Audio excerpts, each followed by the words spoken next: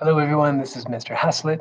What I thought I'd show you today is a two-point perspective city in progress. And the good thing about this picture that I want to show you is it has a lot of different points that I'm asking my students to do on their projects in class, somehow including a pyramid, an archway, a three-step staircase, and at least 5 building-like shapes. So you're going to see that in this piece.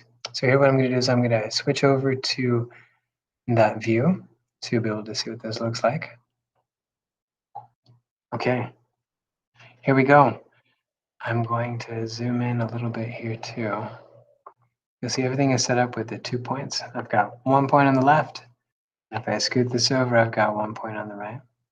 You can see these roads go all the way up to the point. I often like to start with roads, and that helps me to figure out where to place the buildings. And then inside these buildings, I didn't want just a straight plain box. What I decided to do was kind of like that door shape I showed before. I've got this line that goes over to the right vanishing point. I decided to put an archway on part of it. You can see some of these tracer lines I used to set it up, getting the rectangle on the side, crossing the corners, putting a vertical through the middle to find that midpoint, and then going for the archway. But look at this. Up here, it's an archway upside down. They don't have to be like this. You don't have to make bridges. You can do something underneath for some kind of a ramp. Here's some pyramids. You can put them on the top, like towers. But you know what? You could also put them on the side. So here I'm going to do that. Here I've got all this empty space over here underneath the words. What I can do is I can set up a square underneath the horizon.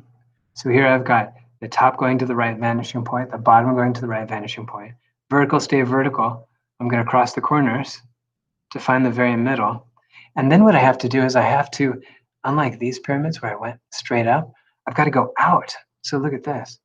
If I line this point up with the left vanishing point, just going out as far as I want it to go, and then go to the 4 corners, what I've got is a pyramid off of the side of a building, which admittedly is kind of weird, but it's unique. We can work with it. But if you wanted to try a crazy shape like that, you're welcome to. Here I've got some other clues for sizing. I've got ladders going up through this open way. I've got a skyway that connects these 2 buildings, and this was a fun challenge, having the skyway open up to be the doorway inside here. Here I've got some steps. Now you can do steps a couple of different ways. This is a side view where do you see how each of these are pointing to the left vanishing point? I'm not seeing too much of it. If I were to make them glass, I would see the insides or the underside of these. But I'm not seeing that. So this is one way to do stairs. They're not really stairs. Here it's the dynamics of the building, which is great. But this is another way to do it too. And maybe in town, you'd see something like this in bigger, larger buildings with a grand facade opening. You might see steps where you can go up multiple directions. So I wanted to do an example of that. When I build these, I build the first one down below, and then I place a square where I want to grow it. It's kind of like the extrude option with a program like Inventor or with SketchUp. You just kind of push and pull it up, outline where you want it to go, and then you can use verticals and your horizontals going to the vanishing points. This is a bottomless pit. I think those are a lot of fun to do. Sometimes I'll put a ladder there as if they're going somewhere. Who knows? But you can help tell the story that way. And then I included this car here. So let me zoom in. People ask me about cars a lot. And so if you look carefully here, you're going to notice I first started it as a glass box, and then I built the shapes. So here I'm going to build another one over here. And these are going to go to the vanishing points. There's some of these I'm not seeing, well, in this view. But trust me, these are going to the vanishing points, these to the left, these to the right. And then here I'm going to build a truck. So what part of the truck actually touches this glass box? Well, I know the top of the cab will. So I'm going to do a stripe. This is going to be the cab.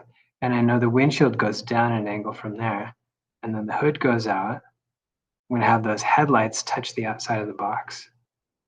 I'm going to give it Jeep-like headlights because those are easier to recognize. The hubcap area right over here for the wheel.